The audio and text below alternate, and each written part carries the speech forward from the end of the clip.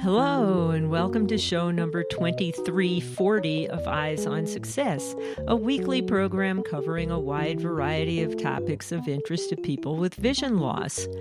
I'm Nancy Goodman Torpey. And I'm Pete Torpey.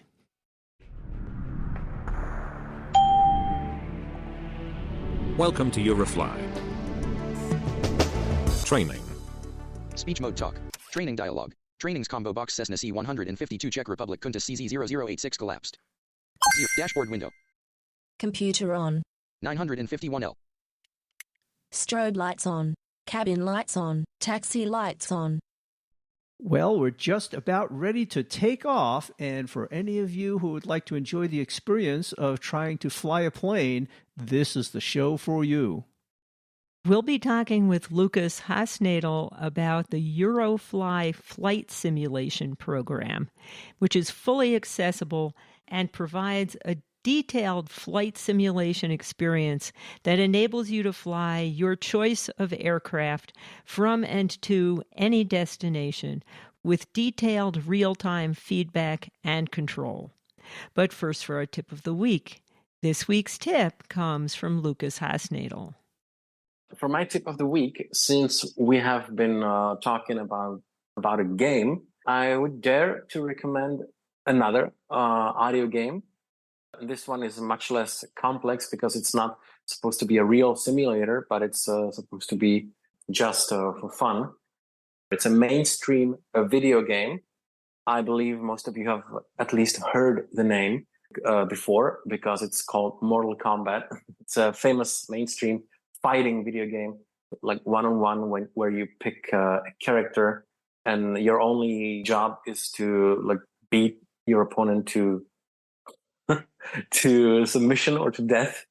It sounds maybe kind of primitive, but again, it can also take a bit of time and patience to really master the moves, the movesets, and the skill set of your character. So the Mortal Kombat has been around for more than 30 years, but on the 19th of September, there is a new installment in the series called Mortal Kombat 1 coming out, because it'll be a reboot of the series. And that one will have complete accessibility support built in for people with who are blind or visually impaired, low vision.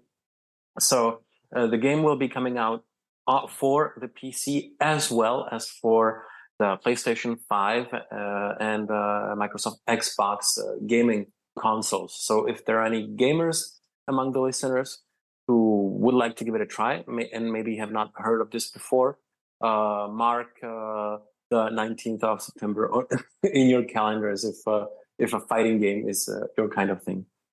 Well, you know, it is so nice when mainstream products come out accessible to people who otherwise couldn't use them, whether it's a game or anything else. Yeah, absolutely. Support for Eyes on Success is provided by Inclusive, an e-learning platform built for the blind community to learn technology, occupational, and career skills to help you reach your employment goals. More information is at www.clusive.io. That's www.clusiv.io.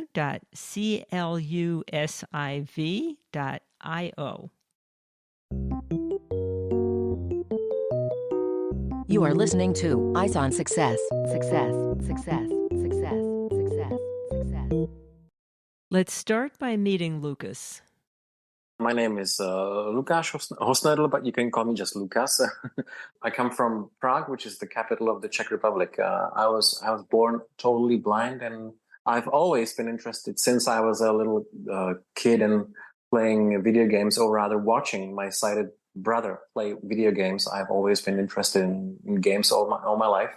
Yeah, I also love to play the guitar, by the way, and read a lot. I have two attempts at books in the works, but A, they're nowhere near finished, and B, they're only in Czech so far. So who knows if they're ever gonna be translated or actually come out? That's a matter of years to see.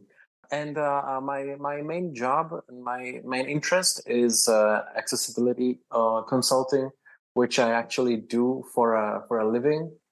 I try to combine all of this together, and if I have any free time, I like to play games and work on games, which is what I presume gonna be one of the main topics of today's interview. Eyes on Success is made possible in part by our corporate partners. Underwriting pairs the impact of targeted marketing with the integrity of community goodwill. Learn more by sending an email to hosts@eyesonsuccess.net. This week's focus topic is the Eurofly fully accessible and detailed flight simulation program. Today, Lukas, we'll be talking about the Eurofly flight simulator program that you've been working with and on.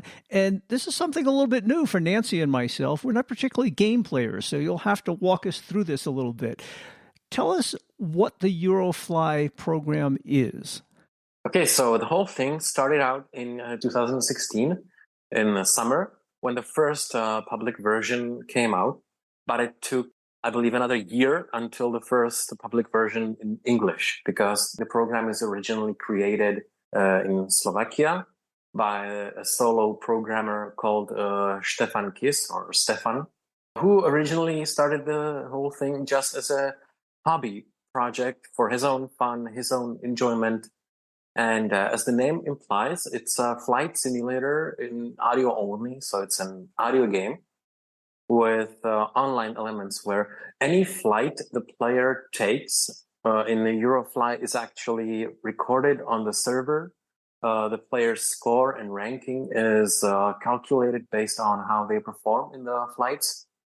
And it's all about not only learning how to fly actual real world planes that are simulated as close to reality as possible with their physics and behaviors and everything, with all the differences between the different planes, but it's also supposed to be an interactive audio map of the world. So we fly real world airplanes on a real world map, even with a real world weather according to the location that we're currently flying above, and landing on real world airports. And now version 3 is about to come out near the end of this year. And it's going to be even more realistic. It's going to have even more features. And basically it's a whole new game, even though with the same concept. You called this a flight simulator. Does the person playing the game actually control the airplane? Yes, you actually play from the point of view of the pilot in the cockpit. You control all the systems of the plane. We play as a pilot of this fictional company, which is actually called Eurofly. So we fly for the Eurofly company. That's where the name of the game comes from. And before your superiors actually allow you to start making real world flights with that particular type of plane, carrying passengers and making scheduled flights, you have to go through extensive training with that particular given kind of plane. So there's a lot of missions we can accomplish. There's a lot of them for each type of plane. And the first kind of mission we always have to start up for every new plane is the training for that kind of plane, because there's a whole lot of difference if you fly a small Cessna or something for 1 or 2 passengers versus an Airbus or a Boeing 747, As with any simulators, if I can add to this, I would dare to say it can be quite complicated at the beginning, especially if this is the first ever audio game that someone is going to encounter. So it can take a while, and it can take a lot of patience at first to master the core concepts and to master the controls. But since it's a simulator, that's the main principle that it's based on. That after you've spent this time to really get to know that particular plane, and after you've learned its controls and how it works, then the real fun begins, because you can take virtual passengers on real world flights from, let's say, the US to Japan and back, etc., etc. But Again, another thing, because it's a simulator, means that if you want to fly to like from, I don't know, from New York to Tokyo and back, it's going to take as much time as it takes in the real world. And there's no pausing, because there can be if the pilots, if like one pilot flies to Tokyo and then another pilot takes over and flies the return path. But obviously, if the plane is supposed to take, say, 12 hours in real life, then yeah, you have to be lucky, because you have to actually have those 12 hours available in real life to fly the plane. So you're not doing that flight in 3 minutes just because you have a PC. Yeah, right. There's no walking away from the cockpit to take a break, because then, well, you would have to leave the plane on autopilot, and then after you came back to the plane, you might be surprised to see where you've ended up in the meantime. Obviously, you can pause the game if like the doorbell is ringing or someone is calling you, but you can't really like save the flight as though it was any other game and come back to it like tomorrow morning. Well, that's handy. How many different languages is Eurofly available in? Currently, version 5 is available in like 5 or 6 major languages, and I believe, for instance, even Arabic is included. But the beauty of it all is that the translations are community-driven effort, like all the other parts of the game's development. So anyone will actually be able to translate the game into their own language if they feel like it. Currently, we're only working on the translation to English for version 3 so far, but I'm sure that's going to change in the near future, just as it was with version 2.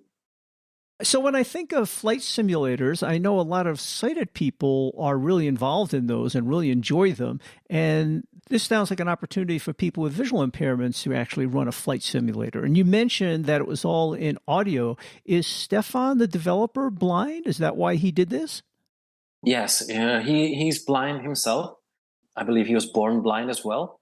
And he mentioned once in the Czech mailing list for the discussion of the game that his original impulse for creating the game was the lack of such a simulator in audio, or a comprehensive one. Yeah, there are several blind or low vision enthusiasts who are known for having played Microsoft Flight Simulator, which is actually probably the most famous one, mainstream flight simulator, with more or less success. Well, I would say less, because it's not yet really accessible to a totally blind player, but some people have been playing it.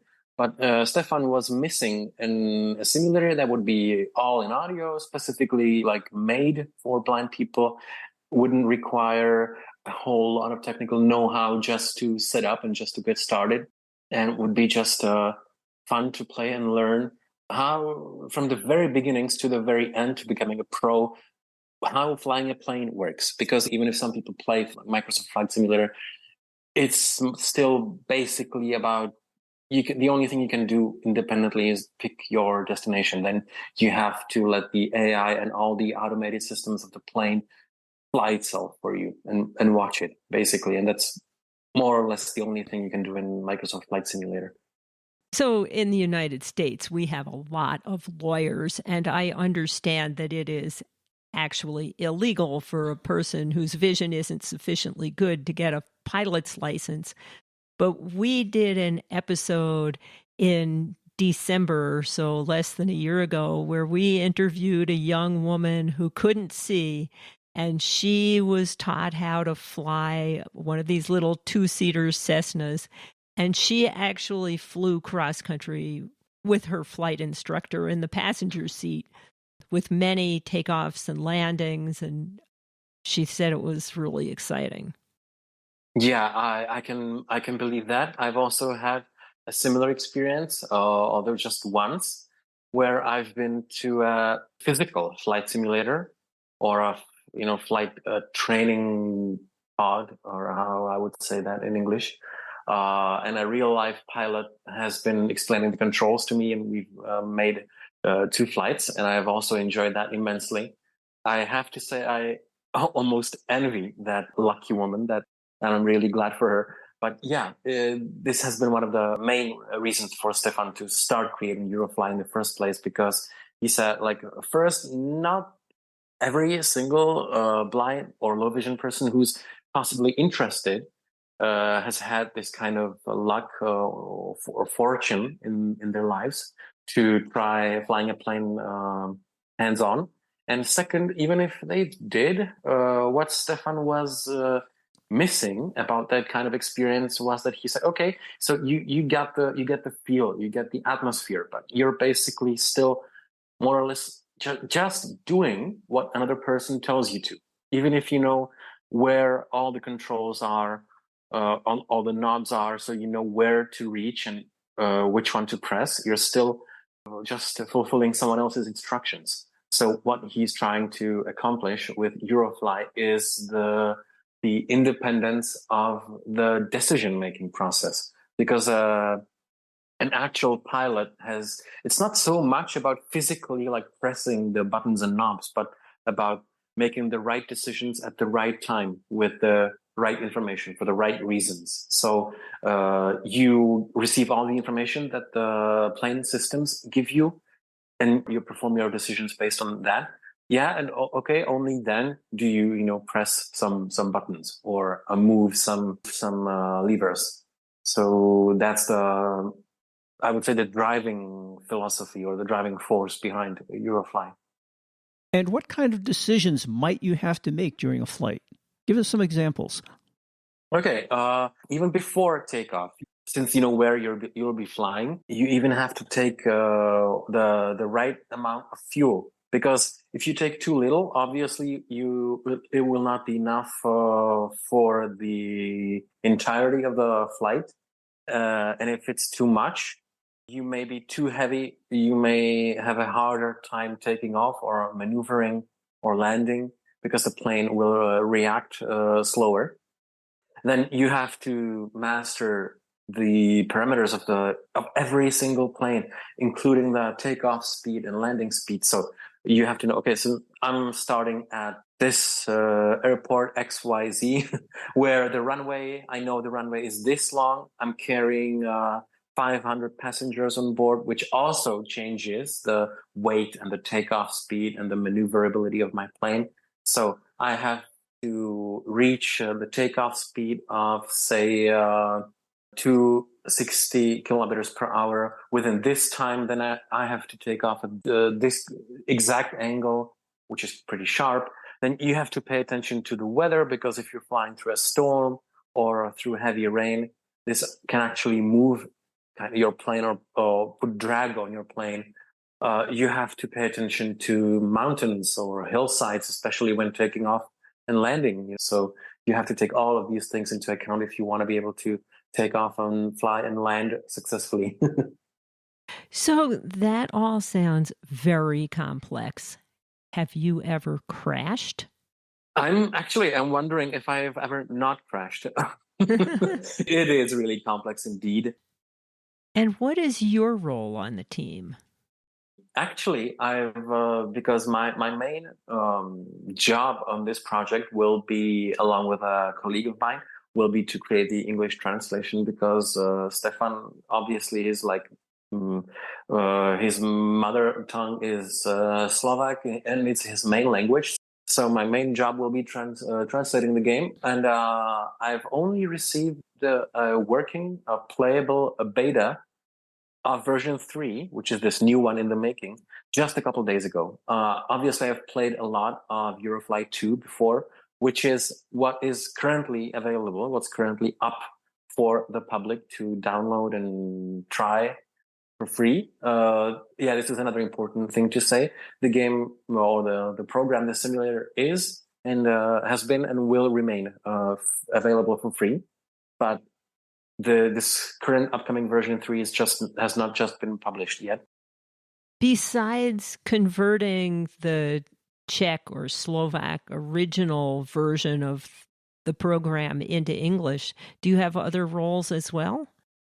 I will also be recording the tutorials or instructional recordings in English, because there will be some text documentation, naturally, there will be a list of all the keystrokes available in the program. But for such a complex kind of app, it's really important to have some interactive or pre-recorded some audio materials to learn from. You said the program was free, but I'm curious, you also mentioned having servers that record your trips. Is there some funding required at some point for this program to keep running?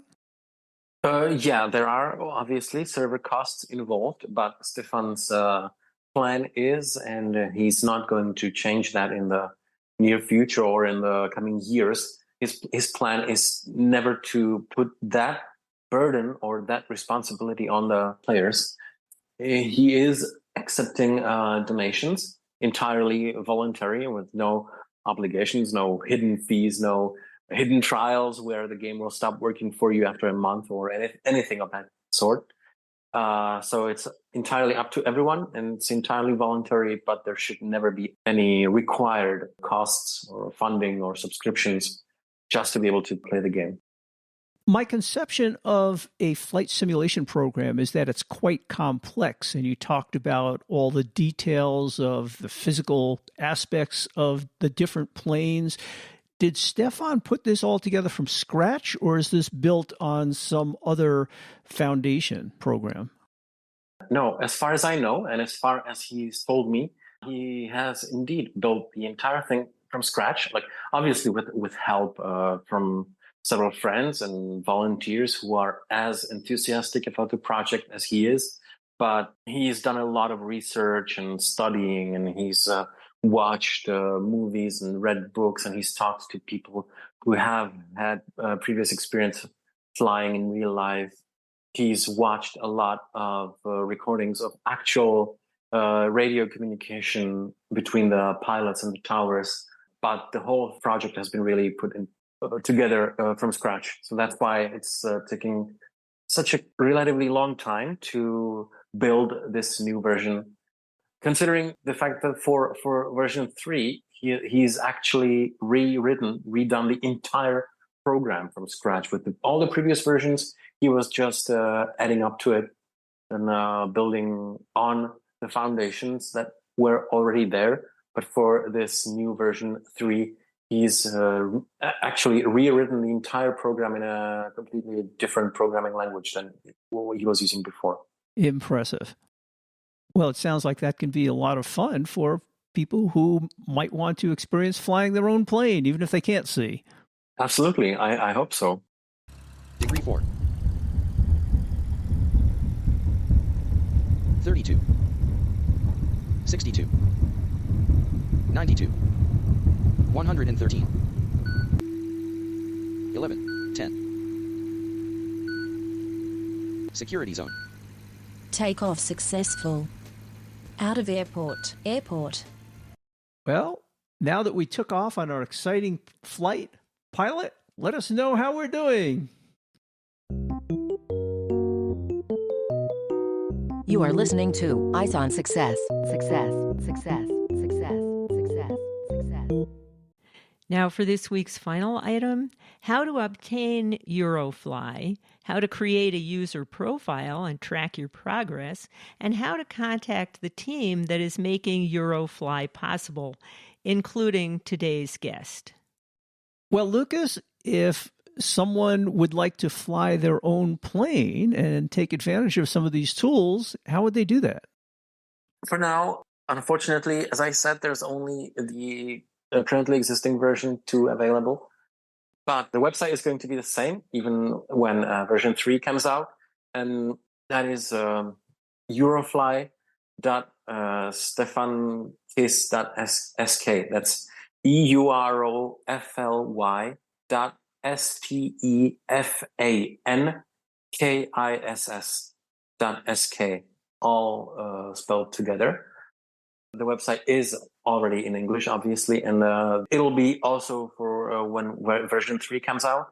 For 2, you had to download everything that you wanted to have in the game manually. So you had to download all the individual tower voices, all the language packs, And for version 3, you will download just a small standalone app called the Eurofly Launcher, which will keep everything up to date and download everything automatically for you when launched, including new versions, including new tower voices, new airports, new language packs. If you're interested, you just check the corresponding checkbox for all that in the launcher. It'll download the data that you requested into the game folder, and then it'll just launch it for you. So even this should be much easier for people to manage and to keep track of in version 3. And this does run on one's own personal computer, but logs the trip on your servers. Yes, it does. You need to have a player profile created where you're ranked and all your flights, all your scores, and how you perform is kept in the profile. You don't have to be logged into the profile all the time. It will be possible to play the game or just take a free flight, even if you're not currently online. But eventually, when you do come back online, the game will resynchronize everything that's happened in the meantime with the server profile. So if somebody had a question or a comment, how would they reach the development team? For the time being, I would dare say, this is also going to be one of my roles in the project that I kind of forgot to mention. Will be communicating with the English user base. Obviously, they can write to Stefan himself too at the email Stefan, STEFAN, at KISSsoft. So Stefan at KISSSOFT.SK. That's three S's because his last name Kiss is spelled with a double S, and his company is called KissSoft. So that's one way to contact him officially, or people can also contact me because he may not be able to respond very quickly these days, or at least until the English version has officially been released and has come out of beta. So the way potentially interested listeners or users can reach me is at Lukas, LUKAS, at the number 4, sensegaming.cz. So Lukas at 4 SENSEGAMING.cz. As usual, you can find all of that contact information in the show notes associated with this episode, which is episode 2340 at our website, www.eyesonsuccess.net. That's it for today's show. Next week on Eyes on Success, we'll be talking about what's new in accessibility features of the recently released iOS 17 operating system for Apple devices. We'll speak with Dean Hudson, who is himself blind and is also an accessibility evangelist with Apple, about all of these nifty new features that you'll want to know about. This is Pete and Nancy getting ready for our landing, and we hope you'll join us for next week's episode. You've been listening to Eyes on Success, hosted and produced by Nancy Goodman Torpey and Peter Torpey. You can access the full archive of previous shows, subscribe to the podcast, and much more by going to our website, www.eyesonsuccess.net. If you have questions about anything you've heard on the show or have suggestions for future shows, send an email to hosts@eyesonsuccess.net. Thank you for listening and have a nice day.